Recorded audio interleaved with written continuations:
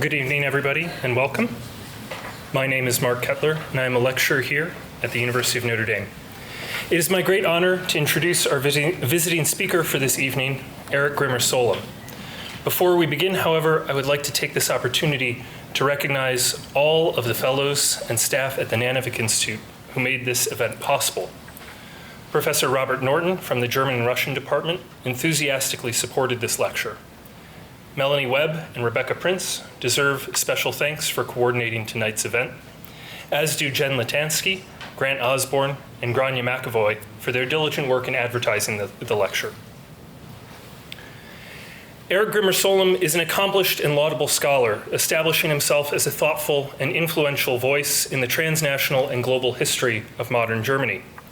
He has published widely on the German Empire and its global entanglements. His first book, The Rise of Historical Economics and Social Reform in Germany, 1864 to 1894, closely examines the circle of intellectuals around the late 19th century German economist Gustav von Schmolle and their efforts to address the inequality, poverty, and social ills related to industrialization through political reform. Grimmer-Solem returns to the Schmoller circle in his most recent book, Learning Empire, Globalization, and the German Quest for World Status, 1875 to 1919. It is an extraordinary piece of scholarship. In a field deeply influenced by transnational history, Learning Empire stands out.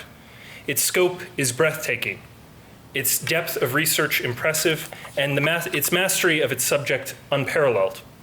Weaving together events like the foundation of Japan's modern university system, the Venezuelan debt crisis, British naval modernization, the partition of Samoa, and the construction of the Berlin-Baghdad Railway, Learning Empire reveals how the complex entanglements of an increasingly global economy critically influenced shifting commercial and political alignments, as well as Germans' understanding of their own place in the world.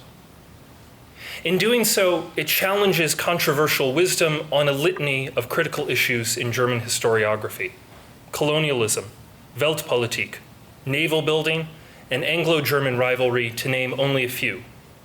Learning Empire asks us to rethink some of our most basic assumptions and narratives of modern German history. Moreover, Erik Grimmer-Solem manages all of this within an impressively readable text, clearly expressed, beautifully written, and relentlessly engaging. It is a joy to read. I confess, I came to Learning Empire with specific and very narrow questions. I planned to read strategically, to get what I needed from one or two chapters and then to set it aside. This proved impossible. Once begun, I could not put it down. Each subsequent chapter drew me further in. Today, with the support of the Nanovic Institute for European Studies, Notre Dame's History Department, German and Russian Department, the Notre Dame Institute for Security Studies, and the Holy Cross Humanities Department, we are fortunate enough to bring him to campus. He will present a lecture entitled A Place in the Sun, Rethinking German Globalization and Imperialism Before the Great War. With that, please join me in welcoming the Ezra and Cecile Gilka Professor of the College of Social Studies and Professor of History at Wesleyan University, Dr. Erik Grimmer-Solem.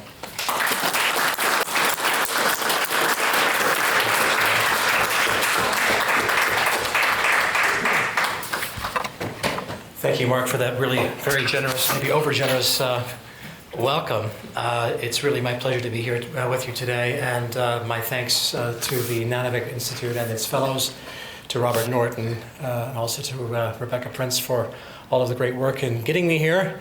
It's really one of my very first events since we've had COVID, and so it's really doubly a pleasure for me to be here today to talk to you about the work that I've been doing. What I'd like to focus on today in this discussion here, in this lecture that I'll be giving, is the way Imperial Germany, way its globalization inflected and shaped perceptions of the world, and how that in turn came to shape German imperial politics before 1914. And also be talking a little bit about how that was then deformed in some ways also in the First World War. And what I'm particularly interested in is the ways in which a durable, liberal imperial mindscape came into being in those global encounters. Those global encounters included Japan, China, South America, as Mark had already suggested, also the Near East, Russia. And what I mean by this is basically a geography of opportunity, prosperity, and power. So it's an imagined landscape, an imagined geography, not unlike what we think of when we talk about the frontier in the United States, which of course is also loaded with expectations and hopes and aspirations of various kinds. And I'm going to show, or try to show in my talk today, how the American frontier and the German imperial aspirations were in fact deeply entangled, very closely connected.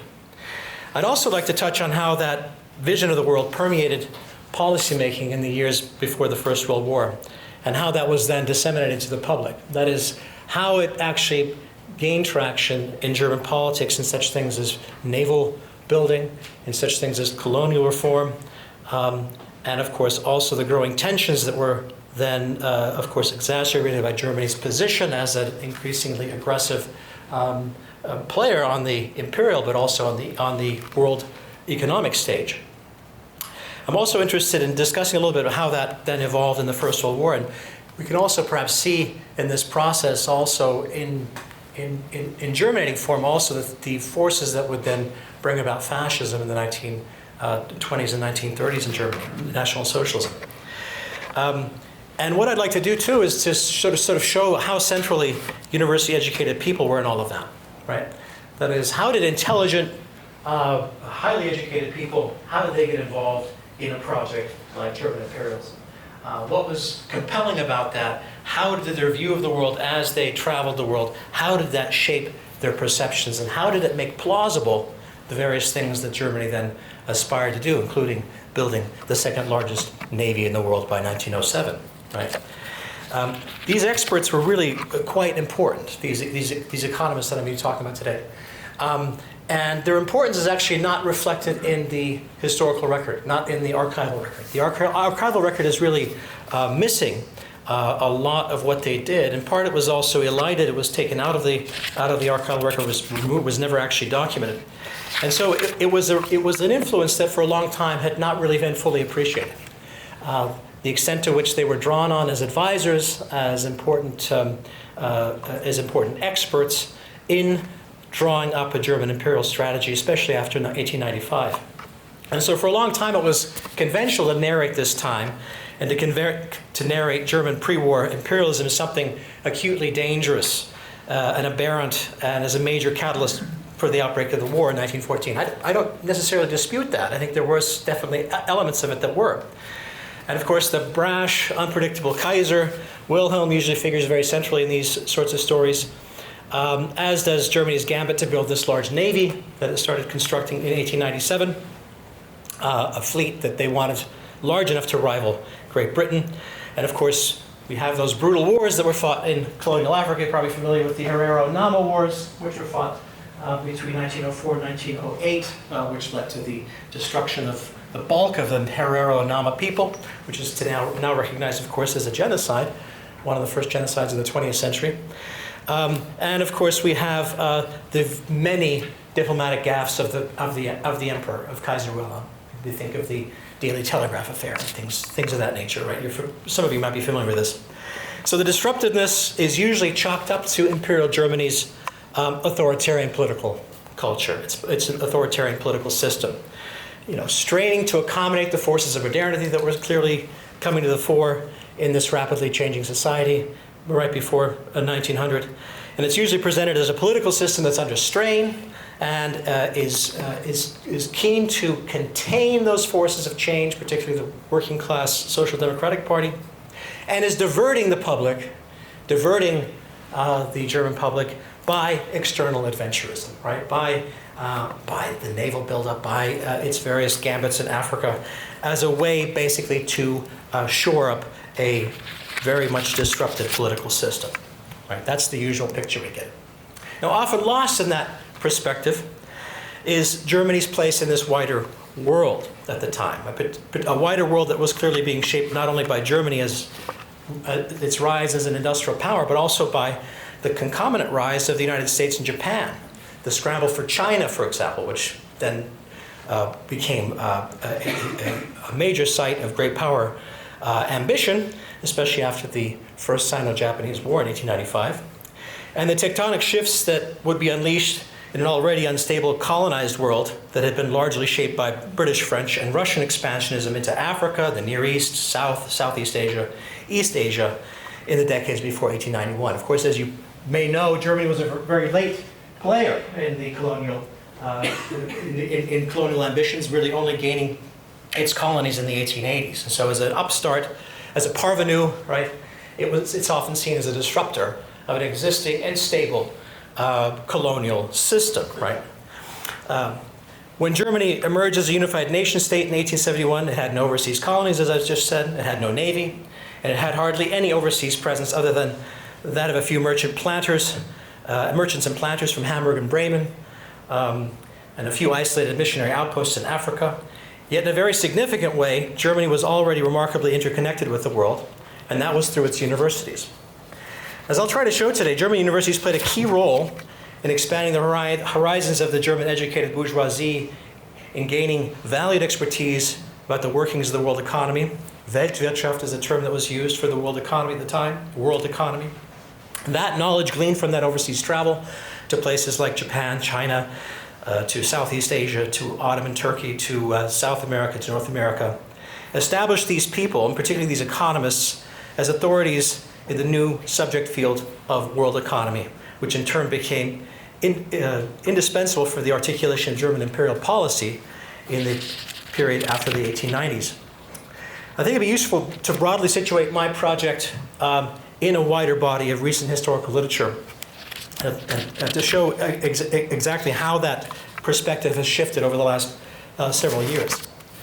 So a lot of the recent historical literature on German globalization and imperialism is a lot less Eurocentric. It's a lot less focused on Europe and focused much more on the rest of the world. It's also much less agent-centered. It's focused much less on individuals and much more on shifts in within the middle classes, the impact of the press on public opinion and shaping imperial policy. Kaiser Wilhelm himself, as I'll discuss, was very sensitive to middle-class public opinion and tended to follow and not lead on many of these issues. There was also quite a bit of a revolving door between universities, the government, and businesses in this time, right? And so sometimes experts at universities would be brought into the government to advise on particular policies. They would then find their way sometimes to the banking sector or to industries where they would then advise or work, and find themselves then back again at the university or back in government service. So there's a lot of what I would call foreign policy entrepreneurialism was possible in that kind of revolving door.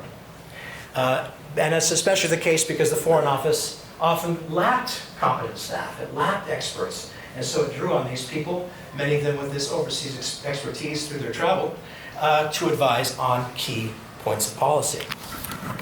So Germany's entanglements with the United States, and to a lesser degree with Japan in particular, stand out as especially important nodes of entanglement. The United States in particular would serve as the single most important reference point as Germans began to expand outward as a competitive industrial and colonial power. So pre-war globalization created points of conflict, instabilities, and risks. And it's useful to see the world policy, or German imperialism, as it was devised in after 1895, more as a response to those challenges devised in that revolving door that I just mentioned, and not as a deliberately manipulative social imperialist tactic by conservative elites to contain this increasingly, or to stabilize this increasingly unstable political system, autocratic or authoritarian political system, right? Not a deliberate social imperialist ruse here, but in fact a response to globalization, right? Now, it's the perceptions, right? It's the perceptions of conflict. It's the perceptions of competition. It's the perceptions of falling behind. It's the perceptions of not being in a position that Great Britain has, or that France has with the white settler colony, right? It's the perceptions of not having the opportunities for expansion that the United States has. Those perceptions are what's shaping this policy, right? It's not the existence per se, right, of a need to do these things as a factual thing, but in fact the perceptions, right? The way that these things are perceived and understood, right? So what this perspective also suggests is that German imperialism was in fact much more like the imperialisms of Britain, France, and the United States. And that's a key argument of my own book here, which is this one here, that Mark referenced. Right. Now, in addition to that literature on the changes, this changing perspective on German colonialism, we also have a very important newer literature on navalism and on naval ambitions. And as you probably know, this is usually seen as a key prelude to the First World War, right? The naval arms race between Great Britain and Germany is seen as a key catalyst for worsening relations, right? And so the emerging consensus here now with the newer literature, and I want to point here to this book, Dirk Bonker's book, which is very important. The emerging consensus is in fact that Germany's naval buildup, its navalism, that is the desire to construct a large battleship navy, was actually nothing particularly unique. It was occurring in the United States, it was occurring in Japan, it was occurring in Italy, it was occurring in the Ottoman Empire, I mean later in the early part of the 20th century. And so these aspirations are really not as strange as they're sometimes made out to be, right? That's the way we present this in the past. The way we presented it was that Britain had this entitlement to its naval power, and that Germany was some kind of a challenger to that, right? And there are particularly these very interesting parallels between American navalism and German navalism that Dirk Bonker has highlighted, right? There's another aspect of this that's very interesting, and I want to highlight here Jan Ruger's work, which is the Great Naval Game, is that this naval arms race also had a deeply irrational side to it, right? That is, the naval arms race between Germany and Great Britain was also very much informed by the unmet political expectations of the German public, by the unmet political expectations also of the British public and the British subjects in the dominions, particularly the failure of Britain to actually meaningfully improve the defense of the dominions, and the dreadnoughts themselves became surrogates of sorts, ways of reassuring the public that they were in fact taking those defensive liabilities seriously, when in fact the defensive situation was looking quite dire, right? It's one of the reasons why Great Britain and Russia cozied up, why France and Britain cozied up right in the period right before the First World War, right? We have to see this as also part of a naval theater. That is, great power rivalries were actually acted out through naval shows at Spithead and Kiel, right? Where in fact we could get great power demonstration short of war, right, by showing off the newest naval weaponry that was available. And Jan Ruger's done a really nice job of showing how in fact that was very, very core also to British identity before the First World War. British and British identity, right? So this irrational side of both German and British policy has been given a lot of scrutiny, right? Especially this escalating dreadnought arms race after 1905, notably how the larger German Navy became a metric of Germany's global status, right? Its imperialism falls short, and so the Navy becomes again a surrogate of sorts, right? Which the middle-class public then invested a great deal of importance in, especially as other markers of that status, as I suggested, fell short, right? They didn't gain much in the way of additional colonial territory after 1883 to 1884, right? So this is an aspect of this research that's quite important. Now, it doesn't play down in any way that conflict, or I should say that rivalry wasn't dangerous. It was dangerous, right? And it did, in fact, also enhance the risks, right, in the period before the First World War. Okay. Now, as I mentioned, unlike Britain, France, and Spain, or the Netherlands, when Germany was unified, it had no colonial territory. Actually, when it unified in 1871, it barely had much international trade. Most of its trade was European trade, right? So what were the nodes of connection? Well, the nodes of connection were primarily universities, right? Universities, German universities in particular, and this university here, the University of Berlin, was probably the most famous university in the world in 1871, and certainly by 1900 for certain. The most important university in Germany, one of the most important universities in the world, right? And it was through this fact that many Japanese and Americans ended up in German university studying, right? So before 1900, about 9,000 Americans took degrees in German universities, right? We have the same story also for many Japanese. We have many Japanese students that study in Germany. And as it turns out, the nodes of connection that were made between professors and students at German universities became important connections that drew Germans then overseas, right?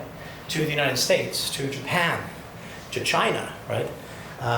To Russia, to the Russian Empire, places like that. So it's this global reach of the universities that allows for the Germans to engage with the rest of the world in ways that would have not been thinkable, right, without this incredible reputation German universities had before the First World War, right? And as it turns out, a lot of these scholars that I have worked on spent many, many years overseas. I mean, some of them worked for the Japanese government in helping to construct the Japanese education system, civil code, commercial code, stock market, a whole range of reforms in Japan were spearheaded by Germans. And this is an area that's not fully, hasn't been explored very much at all in the literature, right? So how did this happen? Well, I mean, we have a number of interesting conjunctures here, right?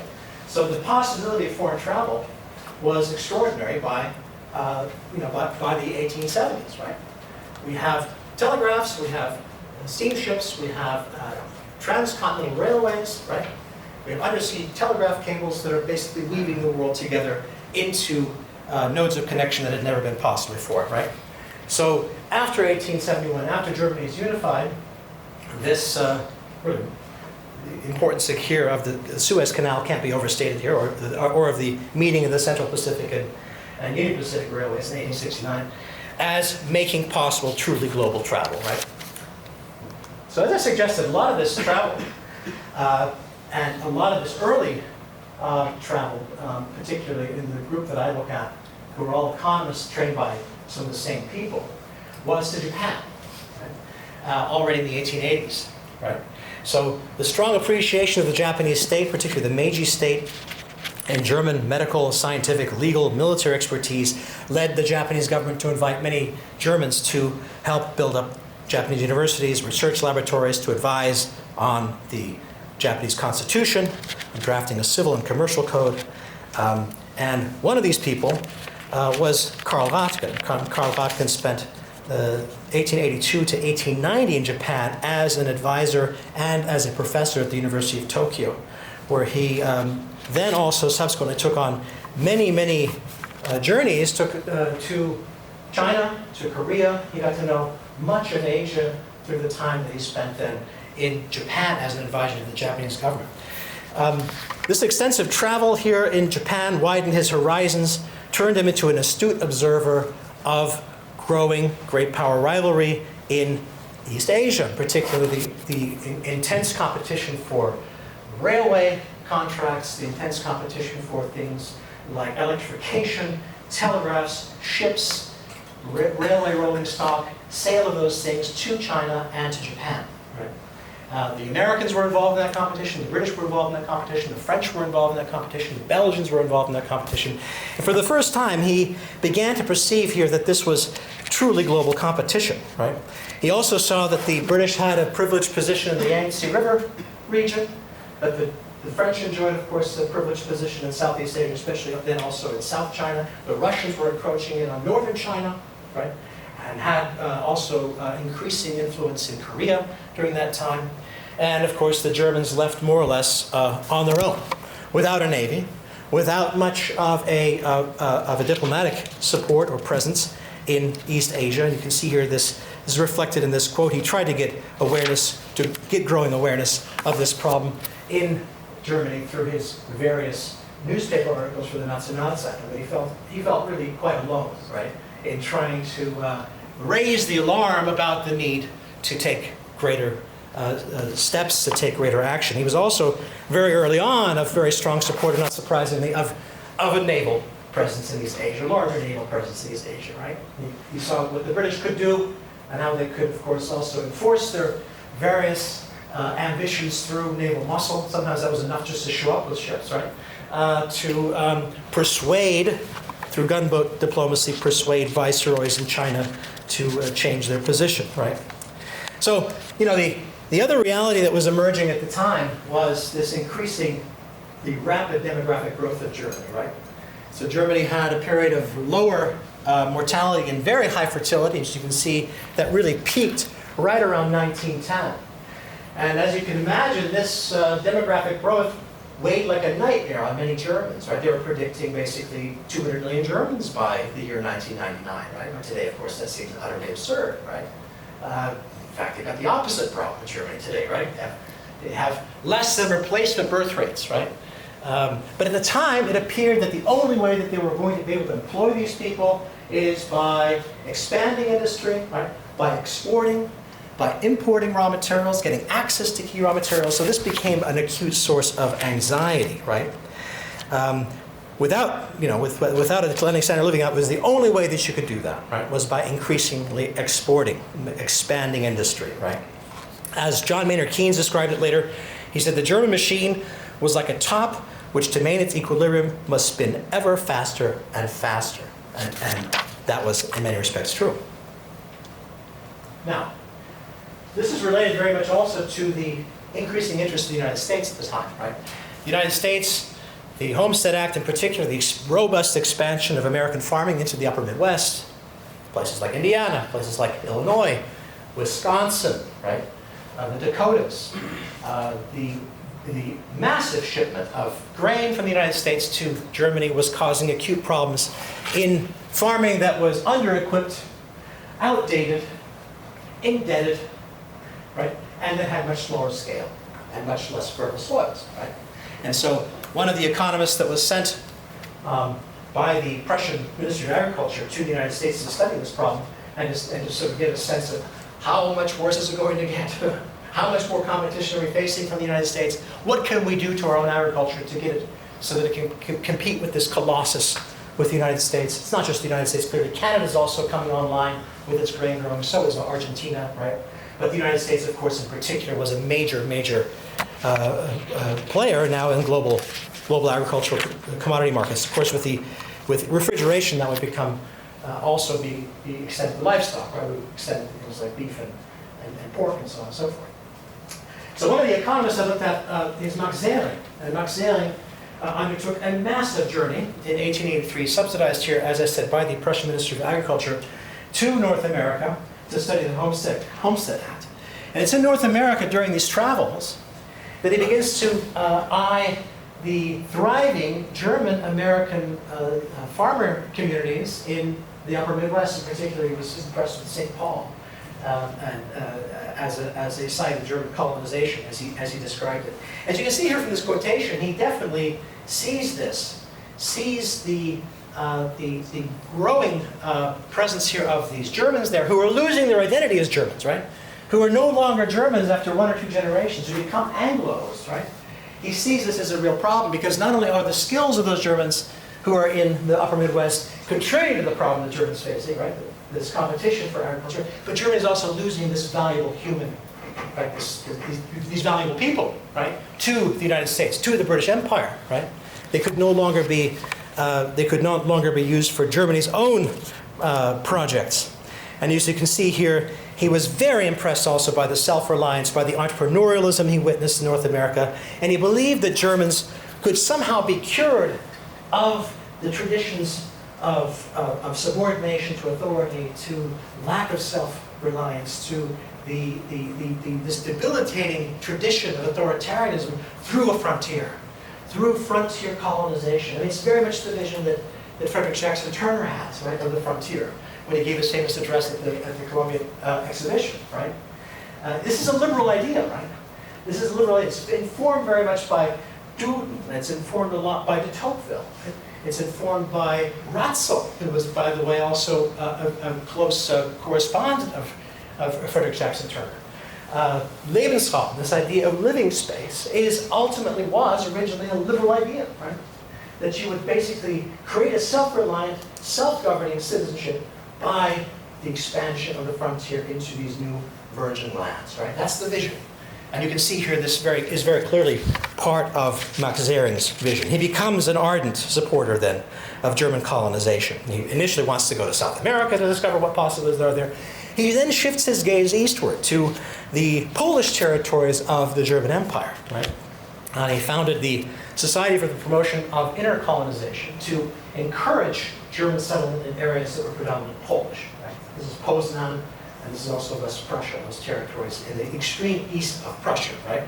So you notice here this eastward colonial gaze already in the work of Max Zehring, right? And it highlights again this something that's a bit counterintuitive perhaps to us, which is that travel is not always fatal to national prejudices, right? It can sometimes also reinforce your sense of your national identity, right? It can actually reinforce nationalism, right? Especially if the comparisons you come up short, right? And I can imagine similar things are going on right now with Chinese electrical engineers who are working in perhaps in Silicon Valley, returning then to Shenzhen, returning to China and saying, well, we can do better than that, right? We can outdo the Americans, right? It's the same sort of thinking, right? Imperial envy is maybe the word that I want to use here. And I think that's not an inappropriate term, because in many ways the American project was seen as an imperial project, as a colonial project. Westward expansion was absolutely seen by the Germans as a colonial project, right? And the United States became and remained easily the most important single colonial reference book for the Germans, right? Even as the United States became a serious competitor to the Germans, right? A serious imperial competitor, a serious economic competitor. As you know, America also gains its own imperial project after 1898, after the Spanish-American War, right?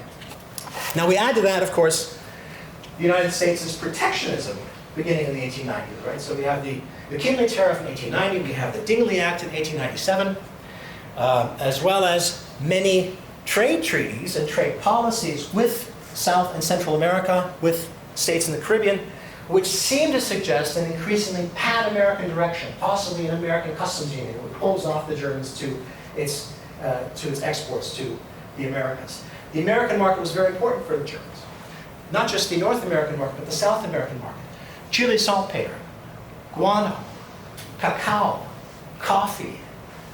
These were extremely important commodities. Sugar, extremely important commodities that were being imported from the Caribbean and from South America. So the nightmare vision, or the nightmare that begins to emerge here, is of Pan-Americanism. Pan-Americanism, right? Of growing Pan-American ambitions in the Caribbean. And there's another economist that actually looked at this even more closely, and that's one Ernst von Halle, who spent time in Venezuela and in the Caribbean, and who was very much interested in precisely the problems of Germany's trade with the Caribbean and with South America. And he was also very interested in the possibilities, possibly, of gaining some kind of foothold for Germany. Again, this is a classic example of foreign policy entrepreneurialism. He had nothing to do with foreign policy. He had no contacts really with, even with Tirpitz at this time, right? He simply is an interested, intelligent, educated economist who's gone overseas, who's spent time in the United States, now is spending time in the Caribbean. And he then also witnesses the construction of the Great Venezuela Railway in Venezuela. Any of you heard of this railway before?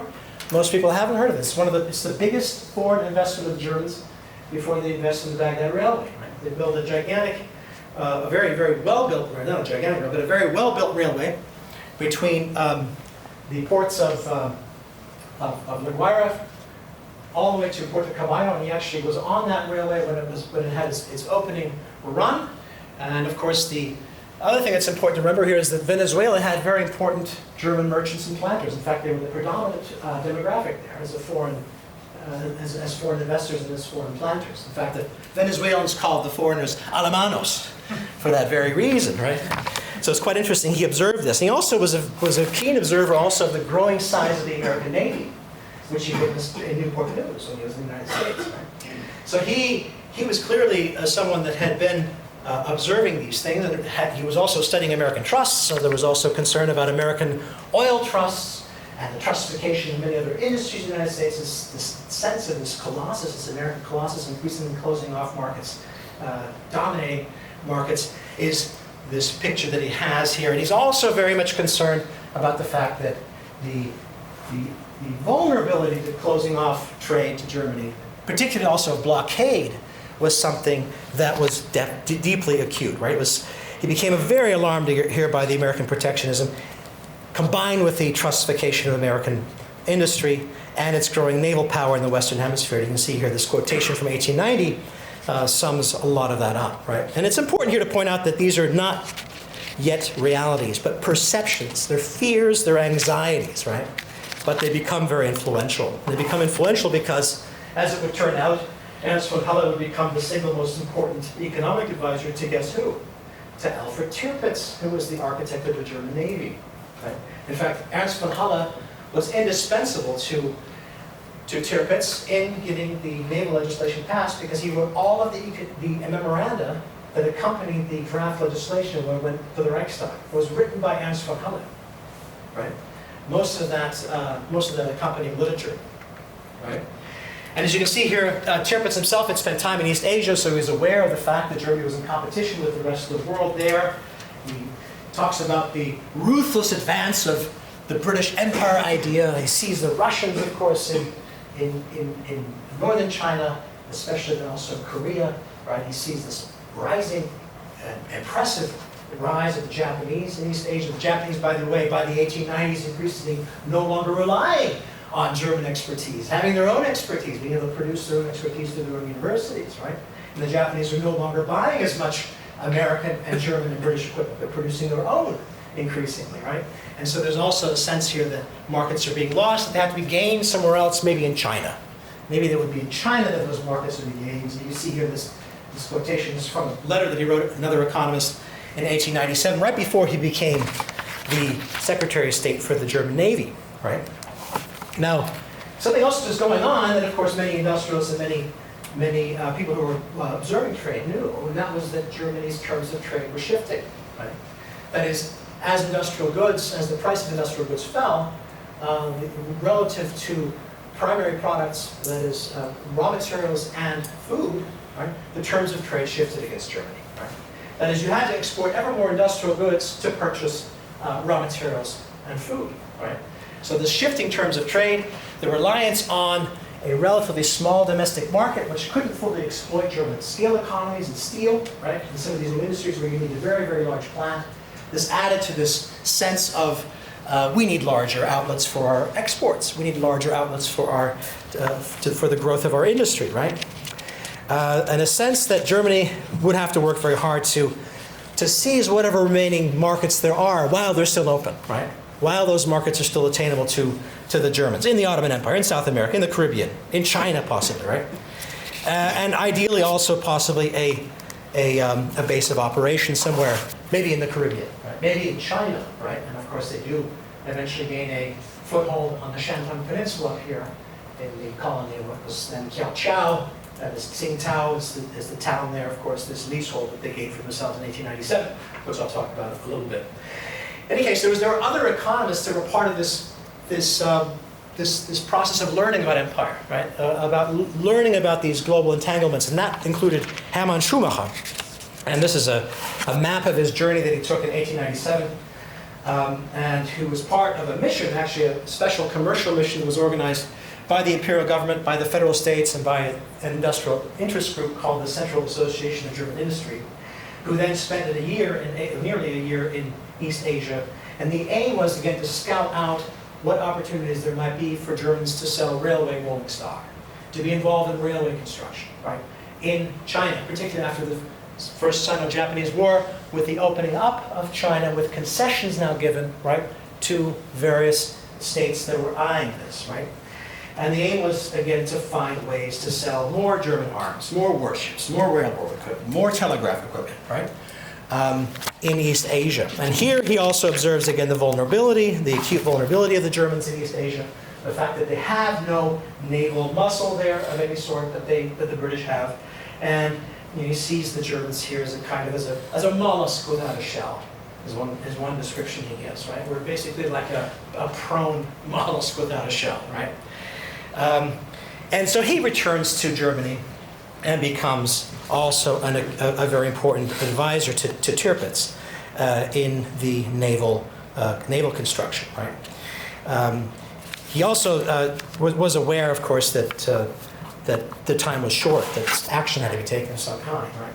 And this shift in imperial strategy toward larger navies, toward informal empire, to spheres of interest, less formal colonies, was also a product of the deep disappointments that came with the German colonial empire, right? The German colonial empire was a dead weight loss to Germany, right? It was not a net contributor in any way, shape, or form to Germany's economy. In fact, it could not even cover its own administrative costs, right? Could not even cover its own administrative costs. And you add to that picture, of course, crisis and scandal, right? In Cameroon, and then we have the colonial wars, the Mahi-Mahi War in East Africa. We have, of course, the Herero-Nama War. Then later in the early 20th century, made it all the clearer that Germany has no Algeria, it has no Canada, it has no Australia, it has no South Africa. It has some of the most arid parts of Africa.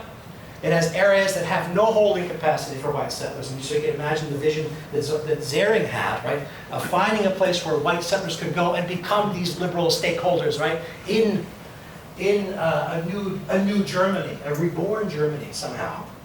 That was dashed. That was just not going to happen, right? Not given the geopolitical realities of the time that we're talking about, right? There was still some hope that possibly in Morocco they would get a foothold, and of course that was later dashed in 1911 in the second Morocco crisis, which we'll talk about. And there's some ideas about Anatolia, possibly Venezuela and Brazil. As it turns out, there were in fact more German settlers in Brazil than there were in the entire German colonial empire combined, right? These were Mennonites that were in the state of Espiritu Santo, right? Some 18,000, which I'll talk about. Anyway, some were thinking about, well, can we carve out some kind of informal relationship in Brazil and eventually gain sovereignty there? I mean, all kinds of outlandish ideas were floating around, but none of them really gained any traction, and none of them really had any hope of getting anywhere. Anyway, so to make a long story short here, all of these men, Karl Rathgen, Hermann Schumacher, Ernst von Halle, Max Zering, along with many other economists, became very active in naval propaganda, right?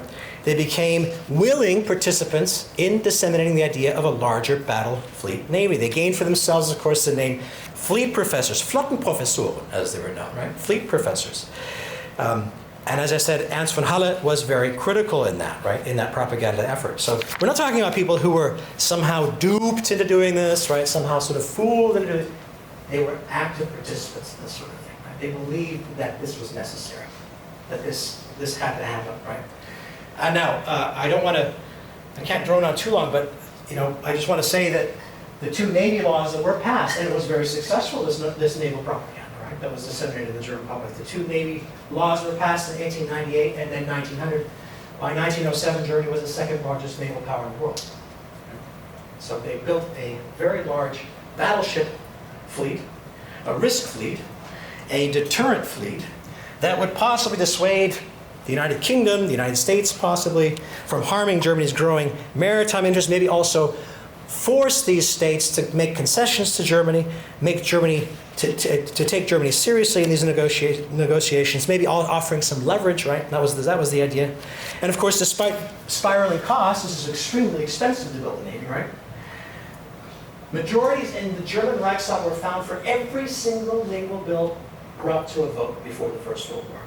That's just to give you a sense of how successful this propaganda effort was, right, to build a large navy. I'll get into the psychology of this as well. I mean, despite spiraling costs, right, and despite, of course, some of the insanity of the whole project, if you think about it, right? I mean, this is ostensibly part of a global presence, but the operational range of this fleet is the Baltic Sea and the North Sea, right? They don't have coaling stations overseas, right? They don't have a network of supply and docks that the British have, right? And then, of course, it gets even crazier if you think about the ways in which the arms races that unfolded between Britain and Germany, the craziness of that entire thing, if you think about it, right? I mean, we get larger and larger Navy builds, we get basically more rapid obsolescence of the naval equipment, right? Which means, basically larger Navy builds to build even more, right? For what? For more insecurity, right? So it's completely crazy if you think about it. Again, with hindsight, we see this, right? And of course, at the time, it had a little bit of a different perspective in any case. All right. There were other areas, other economists, of course, involved, and I have to maybe cut through this a bit quicker than I was anticipating, but in any case, many others were involved in various projects. And this man in particular was involved in constructing the Baghdad Railway, the Berlin-Baghdad Railway, right, which was one of the biggest projects that was, after the Venezuela Railway was built, this is the biggest single investment that Germany has. And it promised to basically reduce travel between Vienna and Bombay from 16 and a half days to a mere 9.5 days, which of course was potentially a very big threat to Suez, the Suez Canal, and to the British presence in Suez and Aden, right? And of course, not surprising, the Baghdad Railway elicited intense British and Russian hostility. The British saw it as a direct threat to the Suez Canal and their prominent role in Persia, Kuwait, the Persian Gulf. The Russians feared Germany would increasingly encroach on Persia, and over time, these and other ambitions exposed Germany to increased risks overseas, while resulting basically in what Gregor Schogen, the German historian, has described here, Germany's self-disempowerment, in the sense that its growing expansion out overseas, its growing engagement overseas meant that it was facing more and more pushback from various states that it could never on its own master. And of course, as it was increasingly, especially in increasing diplomatic isolation, right? So these economists were also very active in colonial propaganda, particularly then in the Hottentot elections of 1906, 1907, when they propagandized for a much more robust colonial presence, a scientific colonialism, right, that would basically break through the graft and incompetence of the old systems, which basically involved concession companies. They disseminated a massive literature in the election. This election literature then found its way into libraries, it found its way into school instruction, and it shaped an entire generation of Germans. The naval propaganda, the pro-colonial propaganda, a new potent German imperial identity was forged through a lot of this propaganda, right?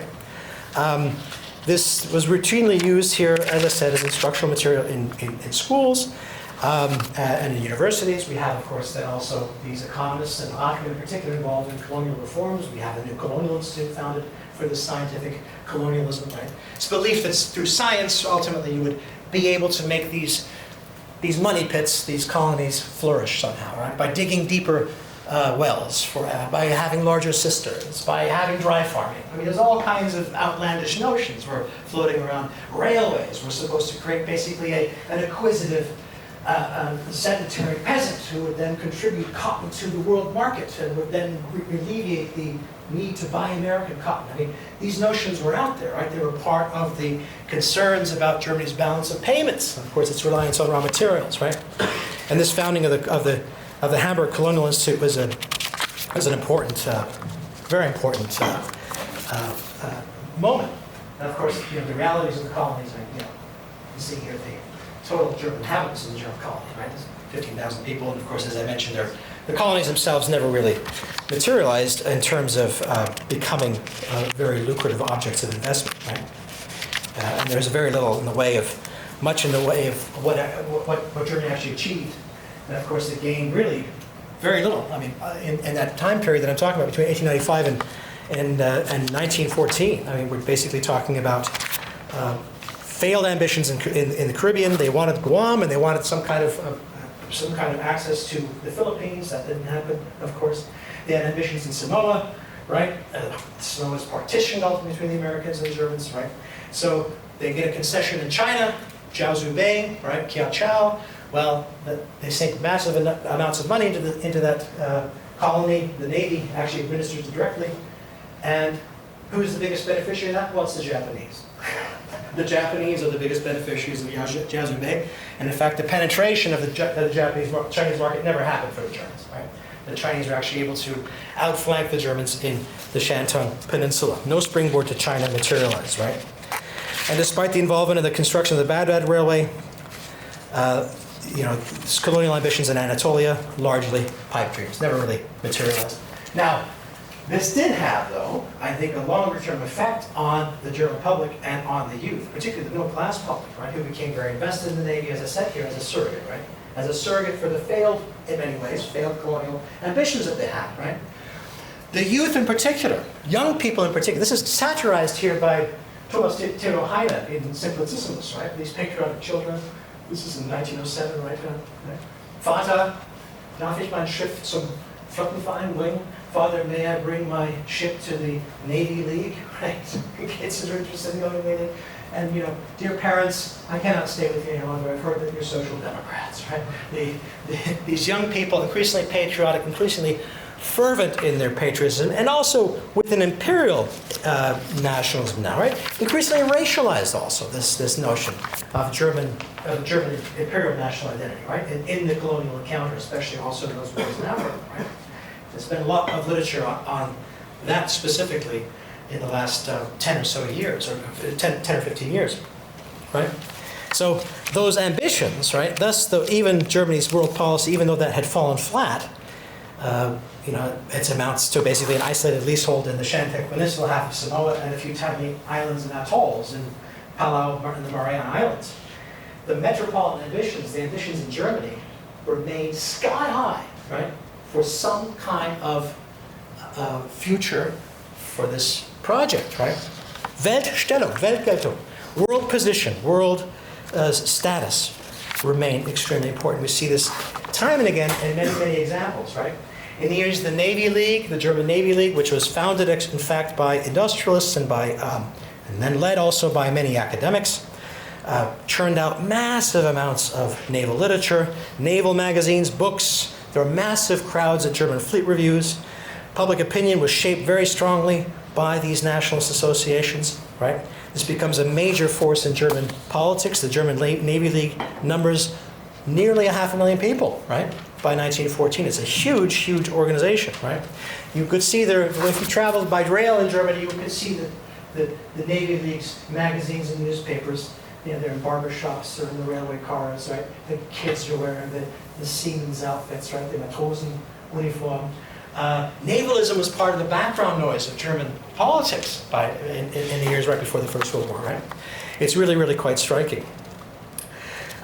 We have hundreds of local chapters of the Navy League, right? And so as Germany's ambitions overseas fall flat, a lot of this national activity was channeled into this kind of stuff, right? Into great power theater, right? This is really quite interesting here. And the point you made here is that this pronounced propaganda took on a life of its own, right? It basically was, once the genie was out of the bottle, it was very hard to contain this sort of thing, right? It became part of the background noise. And of course, I can't talk about the merchant marine, which is another source of tremendous German pride, the growth of the Hapag and Norddeutscher Welle. But anyway, as you can imagine, I mean, the First World War, with the outbreak of war in 1914, with the debilitating blockade that was imposed on Germany in 1914, 1915, right? German Weltpolitik, German imperial ambitions, German ambitions for a sphere of interest or sphere of influence in the rest of the world came to a very abrupt end, right? It was more or less the end of the story in many important respects. And of course, the German colonies were mopped up relatively quickly by the British and by the French and by the Australians and the Japanese, right? And what's interesting is the ways in which, of course, the war was as it started off, there were no real German war aims. They knew how to fight a war. They had, of course, plans for fighting war, but they had no war aims. They had no real goals of what they would achieve. And of course, that remained unclear in the early phase of the war. And I don't have enough time to talk about the outbreak of the war, but I want to just highlight a couple of trends here in the recent historiography to situate where I'm coming from, right? So while we can't say that the Germans actively planned a war, we can definitely still say, of course, that Germany's participation in that conflict, and of course its role in escalating the conflict, is critically important. But the accent has shifted. We now emphasize much more, for example, the dysfunctional diplomacy of the Russians and of the Austro-Hungarian Empire, particularly the brinksmanship in the two Balkan wars right before the First World War, right? That the willingness to risk a European war for national prestige, right? That was a real deviation from the norms of great power politics. So you saw that with the Austrians, and you saw that also definitely with the Russians, right? So what's interesting is that as the war unfolds, initially there's no discussion of war aims, but very quickly the war is used then to begin to pursue Weltpolitik again under conditions of war, including things like ambitions to gain control of Congo, right? And of course, lo and behold, it's people that had spent time overseas, who had advised, who had been involved in the naval propaganda, who had been involved very much as experts in foreign trade, who then were involved in preparing for the annexation or for the seizure of the Belgian Congo, right? As we see here with Karl Rathke, right? Or Hermann Schumacher, right? As I said, advisor to that trade commission to Asia, Hermann Schumacher becomes one of the most influential figures in the War Aims movement, and his memorandum in particular becomes one of the most important for the War Aims that would then be articulated by the Navy and by German industrialists. And I think it's worth reading this, because it is really quite striking, right? Under the ambition here, right? The war must result in a national gain and should not be concluded before the complete defeat of our enemies and a dictated peace to have vanquished France and Russia. Our rivalry with Britain will be decided at a later date. As a foundation for our new power position for the longer term contest, we must first seize a permanent presence along the Flemish coast between the Somme River in France and the Dutch frontier adjacent to the English coast and the Thames estuary for direct access to the open ocean. Second, Britain's position in the Mediterranean must be weakened by taking over France's rights in Morocco and gaining a footing in Tangier or Ceuta across from Gibraltar. Third, Germany needs a footing in the strategic south entry point of the Red Sea and the Straits of Bab el-Mandeb across from Aden by cession of French Somaliland. Fourth, we must press for tariff preferences in France and Russia over Britain by reducing tariffs on the land frontier with Germany to levels lower than those of the maritime borders. Finally, a war indemnity must be extracted from France and Russia of sufficient size to rebuild and expand Germany's battlefield. No thought at all should be given to restoring Belgium. Antwerp's importance to Germany's world political status, weltpolitische Stellung, demands its retention under German administration. The rest of Belgium can be treated as a self-governing colony. This from a liberal. This was a pre-war liberal, right? This is a pre-war liberal. Astonishing, right? Astonishing the range, of course. Nonetheless, very interesting. Extremely influential. Again, Schumacher, this memo here got traction with pre-war left liberals, national liberals, especially with industrialists with a global footprint, like the head of the Bayer Chemical Works, Bayer Aspirin, have you heard of this? This is the same company. Or Hugo Stinnes, for example, right? Who were some of the most influential people shaping German war aims and, of course, very influential to the civilian government and to the military, right? These are people that are advising Hindenburg, they're advising Bethmann Hollweg, right? They became very hostile then, of course, also to any discussion of a peace short of these massive annexations, right? Short of this. Now let's look at Max Zähling. Remember Max Zähling? He had spent a lot of time in North America, right? Well, Max Zähling's war aims centered on gaining for Germany an expanded eastern frontier. In addition to the northern parts of conquered Russian Polish governance, Germany was planning to annex. He also wanted Białystok, Grodno, Lithuania, Courland, and Livonia as part of a new eastern frontier. He called this New Germany. And Max Zähling undertook multiple wartime investigative journeys for the Foreign Office to investigate these annexations. He became a staunch supporter of their integration into Germany as a contiguous colony, and it was hoped that this territory would deliver food and raw materials that could not be cut off by naval blockade and offer Germans settler land to colonize. Does this sound familiar to you? The eastern frontier? I mean, it is, right? I mean, it is absolutely a Western American reference point for this, right? This is unambiguous. It's been mentioned many, many times by him, even in the memoranda that he wrote for the Foreign Office, right?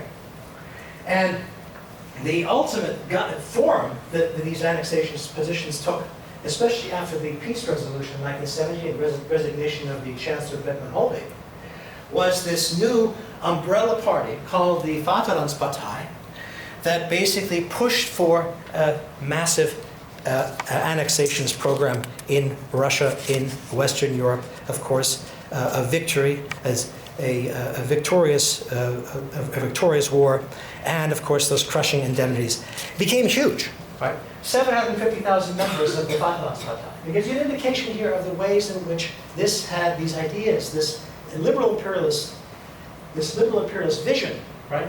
How that had nested itself in the mind, right, of many Germans, right? This mindscape of prosperity, security, upward mobility, only possible by an expanded territory, by this annexationist policy, right? Of course, that then took ultimate form in many ways in the Treaty of Brest-Litovsk, right? Which another one of these figures that over time, Helfrich was involved in negotiating, which of course ceded much of European Russia to the Germans, right? So the Germans are victorious in Russia, and of course the expectations were that Germany would be victorious, among many anyway, victorious in the West, right? And so we usually think of the Western offensive in the spring of 1918 as doomed, as basically a last-ditch effort, and it certainly was. But at the time, hopes were extremely high that Germany would be victorious because they were shifting troops from Russia to the European theater, right? Now, overlooking, of course, they didn't have fuel, they didn't have rubber, right? The troops were exhausted, right? Nonetheless, expectations were sky high of a victorious peace, right? Now, of course, not everyone supported this, but it's surprising how much of the German public, right? And to suggest that the German public was duped into this gamble, right, is to willfully misread or ignore much evidence to the contrary. A final victory was the only way any of Germany's worries, right, informed by the pre-war disappointments, could be realized. And again, it's notable that the German economists that I studied were strong supporters of both the Fatherland Party and this final victory, right? So, anyway, the unwillingness of Hindenburg and Ludendorff to level with the civilian leaders and the public about this gamble, after this gamble had failed, of course, when it was too late to salvage defensive lines, when the German army was disintegrating, it's certainly understandable, right? But needless to say, the shock that gripped the German civilian leaders and the public when they were informed that the jig was up needs to be set in the context of such willful blindness, not just the military misinformation that kept the blindness going, right? Now, let me finish here by talking about Versailles briefly, and about this way the deformed German imperial mindscape was shaped in the Weimar Republic, right? Now, German society was deformed by the war, right? Morally, socially, economically, politically, it was an absolutely shattering experience to have lost the war, right? The liberal imperial mindscape that had been animated by these ideas of security, upward mobility, prosperity, all of that dashed, of course. This perspective of pre-war German imperialism and its continuation in wartime, right? That makes this defeat in particularly painful, right? I mean, the articles renouncing all the rights to German overseas colonies, the provisions that basically ceded the vast bulk of Germany's navy, its merchant marine, the loss of its licenses, its patents, its trademarks, right? Of course, the reasons for reasons having to do with the losses as well as the continuation of the blockade through the period of the armistice until 1919, I would also include the articles that ceded West Prussia, Danzig, and Posen, those eastern territories, because again, that was viewed as a frontier, right? As an agricultural frontier, right? Now, what you see here, of course, is unilateral decolonization, right? Unilateral decolonization. Germany was the only country that was decolonized, effectively, right? Now, we tend to think of this as the beginning of the end of colonization, but in fact, you think about it, colonies and imperialism were vindicated by the war. Think about the lifeline of all of those millions of troops from India, from West Africa, from Algeria that fought on the French and the British side. The raw materials, the munitions that came from India, right?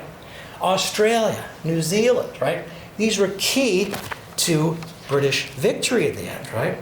So we need to understand that. We need to understand also that in the way it, of course, shaped German sense of entitlement, and of course, German thinking about alternative frontiers to be colonized, right? And of course, as Gerd Krummeich, a famous German historian at Dusseldorf University, and others have argued, Germany emerged from the war, as I said, as a highly polarized, morally deformed society that never transitioned to peace. It never became a peacetime society, right? The provisions of the Versailles Treaty struck at the heart of the pre-war German imperial mindscape and could elicit only violent rejection. So Germany remained post-war, right? But colonial nostalgia became a major literary genre in Weimar Germany, as these books here indicate, right? Political novels that were set in wartime experiences in Oberost and that territory to the east that had been occupied by the Germans, and other novels shifted the gaze eastward, shifted the colonial gaze from Africa, from other overseas territories toward a territory to the east. Raum, space, sparsely populated, imagined as sparsely populated, right? For a Volk ohne Raum, for people without space, right? Suffering Raumnot, space needs, right? Now, there was no inevitability to this outcome, right? Which is the outcome we get after 1933, right? But I hope that what I've discussed today about the transformation of the German imperial mindscape from peace into war allows us to see It is as one of a number of possible outcomes in the absence of Germany's full reglobalization, right? This is merely the most autarkic, the most violent of the variants one can imagine, right? And it's the one that did the most damage, of course, to the Versailles Treaty. That treaty might have been salvaged before 1922, but after that point it was very, very difficult. So clearly the depression matters for this, right? The disintegration of Weimar democracy in that depression matters to this, right? Under deflation, austerity, mass unemployment. And many historians have been tempted to chalk up Germany's remarkable post-World War II transformation into a stable democracy and peaceful European neighbor to this total defeat and occupation that came after the defeat of Nazi Germany, to the democratic reforms that the Americans introduced and the British introduced, to the neoliberal institutions and policy under Konrad Adenauer and Ludwig Erhard, right? Or to the generational change that took place in the 1960s and 70s. And to be sure, all those things contributed to Germany's transformation into a peaceful, stable, open, and democratic society, an effort in which historians also played a significant role. I would include Fritz Fischer, right? This younger generation of scholars that had given us that narrative that I started off with, and of course that I've been criticizing here, right? It was a useful but tendentious narrative, right, that basically argued that imperialism was a domestic in origin, a calculated bid by the Kaiser, an alliance of agrarian, military, and industrial elites to escape domestic crises by outward diversion, to prevent domestic reforms, democratic reforms, right? Elites who then allegedly also planned and started World War I and brought Hitler to power. Of course, tellingly that drew on a narrative that existed already in the Weimar era. This is Eckhard Kehr's work, right, which I don't have time to get into. While it largely played down and elided the political agency of the middle and working classes in its narrative, and thus much co-responsibility for the 20th century's German-led disasters, it did help focus attention on the need to buttress West Germany's still fledgling democracy. The durability of the liberal nationalist content of German Weltpolitik, which I've tried to show here, we see definite threads going through from the imperial period through the First World War into the post-war period. Right? These are liberal imperial ambitions. Now they're distorted, they're formed for sure, right? But they have at their core a liberal imperial ambition, right? The enthusiastic participation of the educated middle classes in that, right, in that project, and the continued policy resonance of many of its themes and aims well into the 1930s and 40s was inconvenient to that narrative, right? Especially since blame could be shifted to the Kaiser, to chancellors that are now long dead, to expropriated East Albion aristocratic landowners, to banking and industrial magnates and their cartels that had been purged or broken up by the Allies after 1945. So that was a story that meshed also very nicely and seamlessly with the fable that the German people had been seduced and betrayed by Hitler, right? This is the story that was told into the 1960s, right? Which of course is nonsense, right? As I've tried to show, that's not a very complete picture, right? It's not a very even remotely plausible account of the tragic course of German history in the 20th century, right? It ignores the role of the German public in that tragedy, and it tends to overlook the key role played by an increasingly deformed liberal imperialist mindscape in justifying Germany's outward expansion and aggression in the 30s and 40s, right? And it also downplays the genuine popularity of Hitler, right? Hitler was a genuinely popular leader. And this is, of course, also was a thing to conveniently ignore in the 1960s, 50s and 60s. All right. Anyways, so this German Weltpolitik is deformation into annexation, this wars of conquest and the Great Wars, as I've tried to show, unmistakably was an outgrowth of liberal imperialism, liberal nationalism. It was an outgrowth of globalization. It was a creature of globalization, at least the perceptions that were left in the minds of these people that had observed globalization, right? The results over fears of demography, fierce competition for industrial markets, real and feared protectionism, scrambles for colonial territory and spheres of influence, naval competition that engulfed much of the modern world after 1875, right? And rather than shifting the blame for Germany's imperial ambitions to authoritarian elites, we should recognize the key role played in that process by Germany's public and its university-educated elite, whose experiences overseas forged a remarkably durable view of the world, this liberal imperialist mindscape of prosperity, upward mobility, security, right? With all that in mind, it could be argued that was really most important for creating a successful democracy in Germany after 1945, right? Turning it into a successful stakeholder in the post-war order were those international institutions and the decolonization process, right? The fact that the decolonization was a reality, of course, after the Second World War, especially then in the 1950s, right? It also involved institutions that integrated Germany, right? Like the Marshall Plan, the European Payments Union, right? The European Economic Community, the General Agreement on Tariffs and Trade that that opened up foreign markets to the Germans, as well as the Cold War system of collective security offered by NATO, and not least the process of that European decolonization. Very, very important. Right? These things ended the destructive European economic, military, and colonial rivalries of the so-called Pax Britannica. Those things really ended the imperial era, if you will, right? Democracy was seen finally to deliver opportunity, prosperity, and security for the first time in modern German history. That, as much as anything else, turned Germans into peaceful, liberal democrats. Thank you.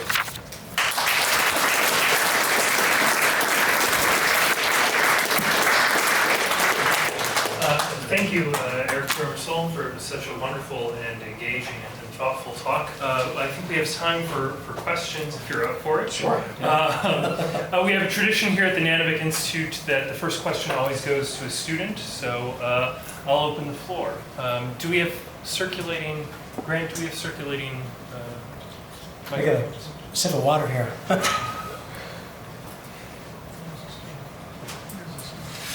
Yes. About the German East and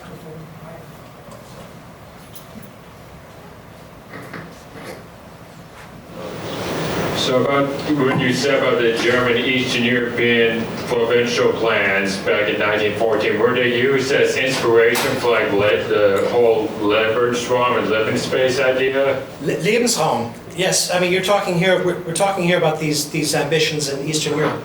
I mean, there's no question that there are continuities between the German occupation of these territories and the plans to annex them, and of course the imperial fantasies that were circulated in novels and many writings during the 1920s and 30s. Many soldiers had served there, right? Many soldiers, of course, had experiences there, and they tended to romanticize also those experiences that they had in those places, right? So we also have to see this as a kind of colonial nostalgia that then, of course, informs ultimately the Nazi Party, right? And the ideas of the Nazi Party ultimately then develop into their own noxious mix of notions, and certainly the idea of an Eastern frontier. And the vision the Nazis have is certainly, as Adam Tooze has shown, of an autarkic continental European German domain in which you would have basically a metropolitan industrial center, and you would have a frontier providing oil, tin, steel, iron, grain, other key raw materials, pliable workers there, on the model of the United States. I mean, this has been shown by Tooze, among others, right? That was absolutely central to their vision. So there are connections. I mean, I'm not saying it's the same thing. It's not the same thing, right? But there are definitely connections. Other questions? Yes, right. Thank you very much for this fascinating talk. My question is, what was the position and role of Max Weber in 1914? I think he was in favor of the war in July 1914.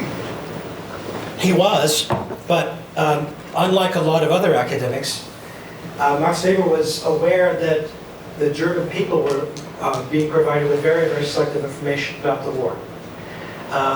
And he became increasingly skeptical of the war as it wore on, especially by 1915. I mean, he was very critical of the unrestricted submarine warfare, for example, right? He knew that was the drawing the United States into a conflict with Germany would be the end of the war. I mean, he recognized that. He was very vociferous about his hostility toward that, but he was definitely a Weltpolitiker. I mean, he was someone that believed in Germany's imperial mission. He had been a very strong supporter initially, also the naval construction, I mean, before it became dysfunctional and to a dreadnought arms race, right? Where you get more insecurity for more money, right?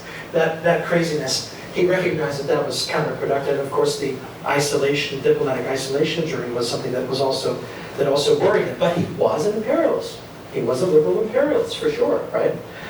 But he was not of a sort like Hermann Schumacher, for example, right? He was not like Max Weber, right? And he became much more moderate then by the end of the war. In fact, recognized the need to find some kind of solution through negotiation. But there was the only way the war could be ended, he knew, was through negotiation. It couldn't be won, right? And he was definitely Christian in that. And he later, of course, contributed to the Weimar Constitution. He helped write the the Weimar Constitution. He died of the flu, by the way, died of the Spanish flu, right, in 1919. So he was an imperialist.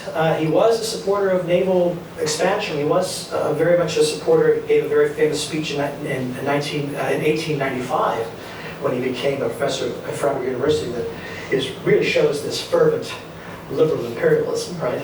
Germany as having and needing a world mission. Max Weber, of course, is one of the fathers of sociology, for those that don't know that.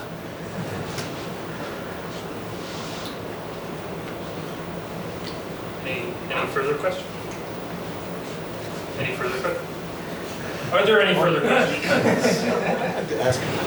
I'm intrigued by this notion of the liberal imperialism. Could you contrast a liberal versus a conservative or nationalistic conservatism? Well, I think the main difference, or the main ideas, are basically that liberalism, right, an ideology in the European context that gives priority in social organization to markets and to civil society, that has as the emancipated individual the very center of its political program, right? It's not centered on king, it's not centered on church, it's centered on the individual, the emancipated individual. That notion, of course, translated in imperial politics to giving market forces more of a role. Less monopoly concession companies, right?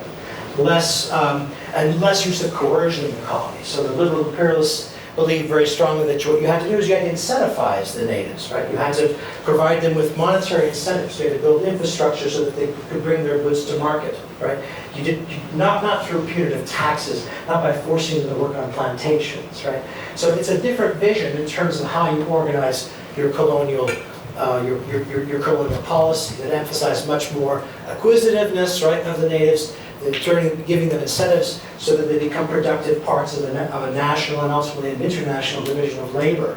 So they were critical of the old monopoly concession companies. They were critical of coercion. They were critical of onerous police tutelage in the colonies. And they ultimately believed also that the natives could be elevated and educated and becoming more like the Europeans. So there was a telos tied to it as well, this belief that eventually you would lift the natives out of their benighted condition into something more like what the Europeans enjoyed, right? So those are some of the main differences, right? And of course, one of the most important differences of all is that liberal imperialists believe very strongly in the Navy, right?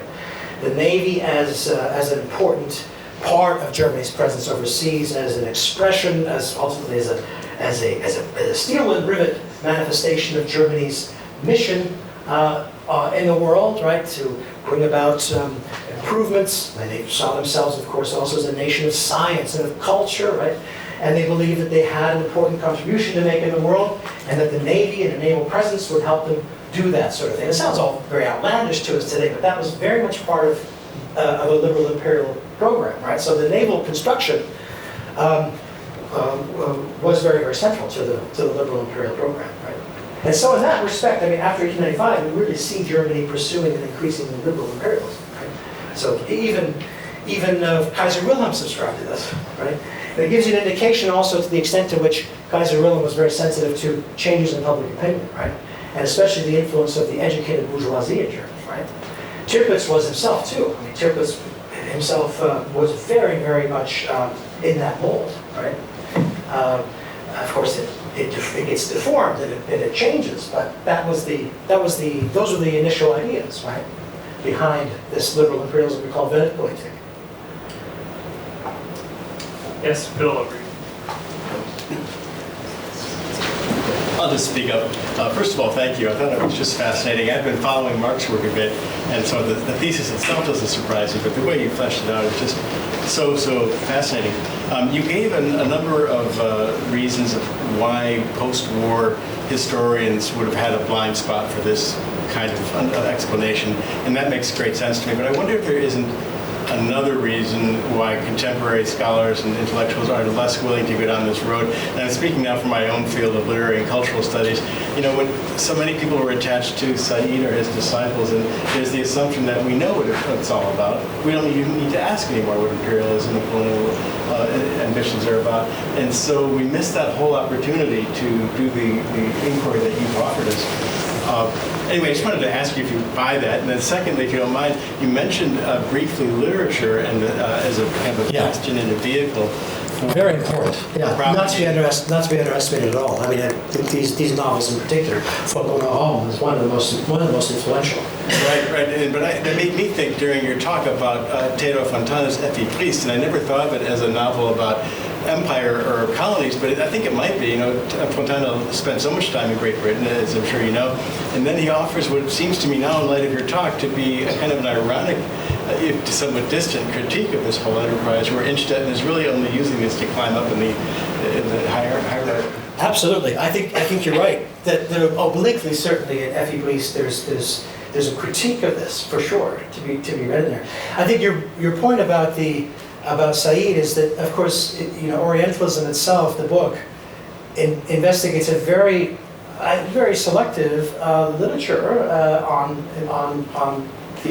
Orientalism in the British and in the French guise. It ignores completely the German examples, right? It doesn't discuss German philology, it doesn't discuss German anthropology, it doesn't discuss the development of German anthropology as it then was shaped by the colonial encounter and clearly became increasingly racialized, right? Became a tool then ultimately of colonial domination, right? But the evolution of those ideas in the German case is particularly interesting because what we see in German anthropology, for example, and in German Orientalism was actually a very expansive view of the world that comes out of German humanism and idealism. Exemplars of that sort of thing are Herder, right? This vision of humanity, of a common humanity that included all kinds of people, right? Not just Europeans. And in fact, a real empathy for others. And it was only after Germany gained a colonial project that the focus narrowed to the sorts of colonial Orientalisms that we see in Britain and France, right? Where it was impossible to consider the claims of the other, right? Without bringing them into some kind of a European telos, without seeing them as perpetually incomplete, right? As perpetually only gaining their meaning through a reference point to the Europeans, right? So it's really tragic because, I mean, one of the last exemplars of that more humanistic anthropology and we can even say more humanistic Orientalism, if you can even say that, because Orientalism, of course, is an otherizing gaze, right? Is perhaps Franz Boas at Columbia University, right? Who brought that tradition to the United States when he was studying Germany, but then became a very important, influential teacher. He talked to Margaret Mead and others, very important scholar. So that tradition of for lack of a better, of anthropology, Völkerkunde is the German term for this. That tradition exists and continued to exist side by side with this much more colonial form of viewing the other. Right? This tool of domination, or a tool of control, right, that it became in the colonial setting. I want to step my toe just a little bit out of bounds. Kristen Kopp offers an extended, I think it's Kristen Kopp offers an extended treatment of Effie Briest precisely as a critique of colonialism in Warland, or no,